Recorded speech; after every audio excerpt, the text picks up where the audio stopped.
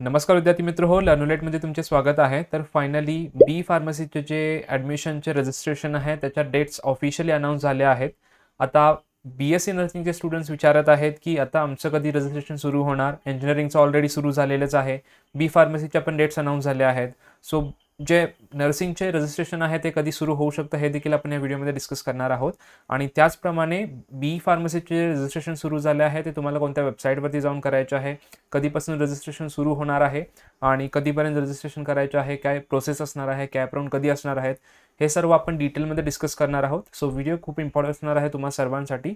So व्हिडिओला like करून चॅनलला सबस्क्राईब करा, जेणेकरून लेटेस्ट व्हिडिओचे जो काही नोटिफिकेशन्स असतील ते तुम्हाला टाइम टू टाइम मिळत राहतील. ओके, सो ही PDF पाहू शकता तुम्ही, जी की ऑफिशियल नोटीस आहे, जी की आपकी CET सेलने रिलीज की है. ओके, सो 4 जुलै रोजी जी आहे ही नोटीस रिलीज झाली आहे आणि या ठिकाणी पाहू शकता नोटीस आहे admission notice for B pharmacy and pharm D for academic year 2025-26.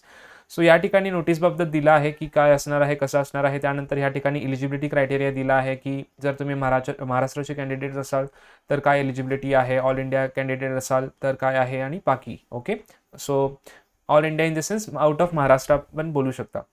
So त्यानंतर हे तुम्ही रीड करू शकता. मेन येतं तुमचं या ठिकाणी जे की आहे तुमचे रजिस्ट्रेशन कधी सुरू होणार आहे. बट त्याआधी तुम्हाला हे माहिती असणं गरजेचं आहे की तुम्हाला प्युअर नवीन रजिस्ट्रेशन करायचं असतं. ऑनलाईन रजिस्ट्रेशन पाहू शकता तुम्ही, online registration for admission. So pure तुम्हाला नवीन रजिस्ट्रेशन करावं लागेल, जे तुम्ही बी फार्मसीच्या CETच्यासाठी केला होता, लाईक PCBची CET. त्याचप्रमाणे तुम्हाला ह्या वेबसाईटवरती जाऊन ॲडमिशनसाठी सेपरेट रजिस्ट्रेशन करावं लागेल. आणि नर्सिंगच्या स्टुडंटना पण सांगत आहे, अजून त्यांच्या डेट्स आल्या नाही आहे, त्याबद्दल मी डिस्कस करीनच व्हिडिओमध्ये. पण नर्सिंगच्या स्टुडंटच्या डेट्स आल्यानंतर पण त्यांना नवीन रजिस्ट्रेशन करावं लागणार आहे. सो बेसिकली तुम्हाला नवीन रजिस्ट्रेशन करायचं असेल maha.cet.org या वेबसाईटवरती, आणि बाकी डिटेल्स ह्या ठिकाणी दिलेच आहेत. MST CET तुम्ही दिला असाल तर त्याची फी भरला असाल. सो ह्या ठिकाणी काय दिलं आहे बघू शकता तुम्ही. Candidates who have registered for MHT CET 2025 are not required to pay any fees for registration for admission.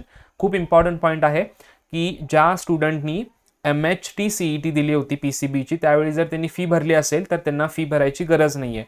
Otherwise जे जनरल कॅटेगरीचे स्टुडंट असतील फ्रॉम महाराष्ट्र किंवा आउटसाईड ऑफ महाराष्ट्र, त्यांना 1000 रुपीज फी पे करायची असेल रजिस्ट्रेशनच्या वेळेस, आणि जे रिझर्व कॅटेगरीमधले असतील त्यांना 800 रुपये जे आहे ते पे करावे लागतील. ओके, आणि डेट्स तुम्ही पाहू शकता. डेट्स कधीपासून, सो 7 तारखेपासून जे आहे ते तुमचे रजिस्ट्रेशन सुरू होणार आहे फार्मसीसाठीचे. आणि सेकंड इम्पॉर्टंट थिंग की 7 तारखेला रजिस्ट्रेशन सुरू झाल्या तुम्ही नकात करू, कारण वेबसाईटला काही प्रॉब्लेम असतो, ग्लिच असतो, सर्व्हर डाऊन होतो. सो 7 तारखेला अवॉइड करा. 8-9 तारखेनंतर तुम्ही भरू शकता. ठीक आहे. त्यानंतर ह्या ठिकाणी 14 तारखेपर्यंत तुम्हाला 5 वाजेपर्यंत भरायचं आहे असं लिहिलं आहे. बट या ठिकाणी पाहू शकता डॉलरचा सिम्बॉल आहे. डॉलरचा सिम्बॉल म्हणजे हे या ठिकाणी मेन्शन केलं आहे की, सो डॉलरचा सिम्बॉल म्हणजे हे टेंटेटिव्ह आहे, म्हणजे पुढं पोस्टपोन पण होऊ शकतं, म्हणजे थोडा टाइम एक्स्ट्रा पण दिला जाऊ शकतो. सो 7 पासून 14 पर्यंत रजिस्ट्रेशन करायचं आहे. त्यानंतर त्या रजिस्ट्रेशनच्या प्रोसेसमध्ये तुम्हाला 8 पासून 15 तारखेपर्यंत डॉक्युमेंट अपलोड करायचे असतील, डॉक्युमेंटचं व्हेरिफिकेशन करायचं असेल. ओके, 2 टाईपचे मोड असतात तुम्हाला माहिती असेल फार्मसीमध्ये पण. ई-स्क्रुटिनिटी म्हणजे तुम्हाला ऑनलाईन डॉक्युमेंट व्हेरिफिकेशन करायचं असेल, आणि एक असेल तुमचं फिजिकल म्हणजे ऑफलाईन जाऊन. हे तुमच्या BSc नर्सिंगमध्ये टोटली डिफरंट असतं. अशा प्रकारचे मोड तुम्हाला नाही मिळत. ओके, सो ह्या वर्षी जर नवीन इन्फॉर्मेशन ब्राउचरमध्ये असं काही मेन्शन केलं असेल तर मी तुम्हाला सांगेनच, बी फार्मसीच्या स्टुडंट्सना सांगतोय. अदरवाईज हे इंजिनिअरिंग आणि फार्मसीचं सेम असतं. लाईक तुम्ही ऑनलाईन डॉक्युमेंट व्हेरीफाय करू शकता ई-स्क्रुटिनिटी, किंवा फिजिकली कॉलेज तुमचं व्हिजिट करून, म्हणजे एखादं तुम्हाला सेंटर अलॉट केलं जातं CETद्वारे. सो ते व्हिजिट करून तुमचे डॉक्युमेंट्स आहेत की नाहीत प्रॉपर ते व्हेरीफाय अँड फिजिकल स्क्रुटिनिटी केली जाते ऑफलाईन. सो या ठिकाणी लिहिलं आहे बघा, ॲप्लिकेशन्स रजिस्टर्ड आफ्टर 14 जुलै shall consider for non CAP seats. So CAP राऊंडसाठी कन्सिडर केले जाणार नाहीत. जे 14 तारखेनंतर होणार ते नॉन कॅप सीटसाठी कन्सिडर केले जातील. सो हा इम्पॉर्टंट पॉईंट आहे. लवकर तुम्हाला रजिस्ट्रेशन करायचं असेल, रजिस्ट्रेशन केल्यानंतर तुमची 18 जुलै रोजी जी आहे ती मेरिट लिस्ट येणार आहे, ज्यामध्ये तुमचा रँक असणार आहे. ठीक आहे, महाराष्ट्रामध्ये तुमचा किती रँक आहे, ऑल इंडिया रँक. सो हे प्रोव्हिजनल लिस्टमध्ये असणार आहे. त्यानंतर तुमचे जे आहे ग्रॅव्हन्सेस वगैरे तुम्ही अप्लाय करू शकता. काही तुम्ही चुका केल्या असतील, काही करेक्शन करायचं असेल तुम्हाला, तर 19 जुलैपासून 21 जुलैचा टाइम दिला आहे, त्या टाइममध्ये तुम्ही ते करू शकता. आणि फायनल मेरिट लिस्ट डिक्लेअर केली जाईल, त्यामध्ये तुमचा फायनल रँक असेल फॉर महाराष्ट्र अँड ऑल. महाराष्ट्राचा रँक असेल, महाराष्ट्रामध्ये किती रँक आहे, आणि तुमचा ऑल इंडिया कॅन्डिडेटचा रँक असेल. हे तुमचं 23 जुलैपर्यंत येणार.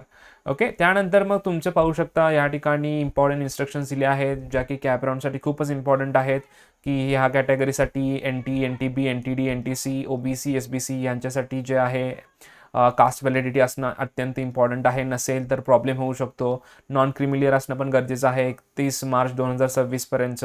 जर तुम्ही फेल झालात, म्हणजे हे प्रोव्हाइड करण्यात तुम्ही प्रॉब्लेम झाला, तुम्ही नाही प्रोव्हाइड करू शकला डॉक्युमेंट, तर सरळ सांगितलं आहे या ठिकाणी पाहू शकता की रिसिप्ट पण चालेल. हे फार्मसीसाठी सांगितलं आहे, रिसिप्ट चालेल व्हॅलिडिटीसाठी. ओके, आणि जर तुम्ही देऊ शकला नाही तर तुमचं ओपन कॅटेगरीमधून कन्सिडर केलं जातं. या ठिकाणी पाहू शकता सच कॅन्डिडेट्स जे देऊ शकले नाही टाइमला, such candidates will be treated as general category. खूप इम्पॉर्टंट आहे, जनरल कॅटेगरीमध्ये म्हणजे ओपन कॅटेगरीमध्ये तुम्हाला कन्सिडर केलं जाईल जरी तुम्ही रिझर्व्ड कॅटेगरीमध्ये असाल.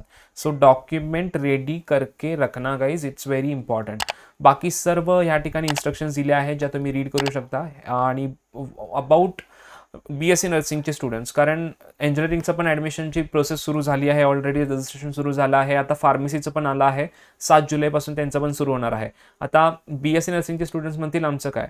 ओके, सो लास्ट इयर पण BSc नर्सिंगचं आधी झालं होतं आणि बी फार्मसीचं प्रॉब्लेमॅटिक झालं होतं, मध्ये सुरू झालं, मध्येच थांबलं. बट जर तुम्ही कम्पेअर कराल, सो इंजिनिअरिंग आणि फार्मसीचं पण सुरू झालं आहे. मोस्टली तुमचं नेक्स्ट वीकमध्ये जे आहे ते BSc नर्सिंगचं पण रजिस्ट्रेशनच्या डेट्स अनाऊन्स केल्या जातील.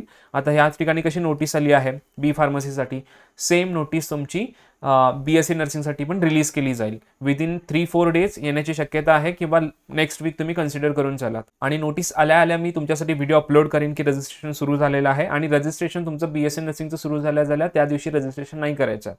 ठीक आहे, सो त्यावरती मी व्हिडिओ अपलोड करीन. अँड सेकंड थिंग, जे फार्मसीचे स्टुडंट्स आहेत त्यांच्यासाठी पण व्हिडिओज येणार आहेत कट ऑफचे, बाकी सर्व गोष्टींवरती. आणि नर्सिंगच्या स्टुडंट्ससाठी पण बाकी व्हिडिओज येतच राहतील. सो या व्हिडिओमध्ये इतकंच. व्हिडिओ आवडल्यास व्हिडिओला लाईक करा, चॅनलवर नवीन असेल तर चॅनलला सबस्क्राईब करा. तुमचा काही डाऊट्स असतील, कोणत्या टॉपिकवरती तुम्हाला व्हिडिओ हवे असतील, ते देखील तुम्ही कमेंट करून सांगू शकता. भेटूयात नेक्स्ट व्हिडिओ में, तब तक के लिए बाय बाय.